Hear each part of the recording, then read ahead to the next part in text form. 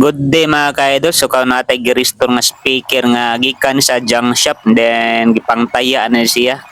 Targa daw ang brana ni. So karon ang wattage ani niya nasa mga ang duha ka speaker 500 watts niya, ang duha 300 watts. So upat ang ka speaker ato ang gi-restore. Then pagkahuman natog pintala na ato ginang gikuan natog buskwela siya. Atuwa na siyang gi-grindan, gipanguha natog taya. Mao ni mga dagwa niya tintayao. Targa bula na gani siya. So sayang man, so pati na sinawa. Wa din taya. Sayang gini siya gud nya ato lang ning baliwaon mga inani nya gamit pa kayo ba. Nya pagkahumanan na ato day ko nagbuskuil. So mao na yung mga parts na ato mga gamiton niya.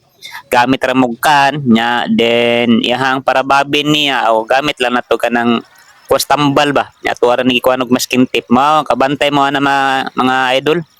So kanang nasa lamisa niya mga idol, mao rin na ang nato gamiton nato. Mao ni mga parts or mga materialis nga atong kuanon. So sunda lang niya nga video mga ka-idol sa may resad ba nga nasa may makatunan ani atong gibuhat nga video.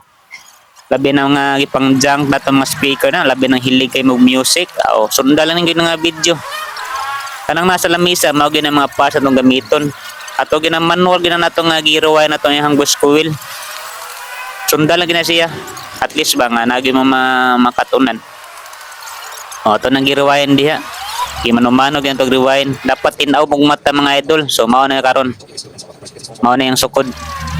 Kung nagdepende na siyang mga butangan sa bus coil karon ato nang gitanggal gikan sa iyang babin niya tambal nga ato gibuhat. Karon gisakar ato perting halob kayo lagabulan na kayo. Pagkahumanan na, so ato na nang testiran og pila ka ohms, patak 7 ohms pasok kay sa atong amplifier nga 8 ohms. Okay kayo, so daghang salamat sa paglantaw.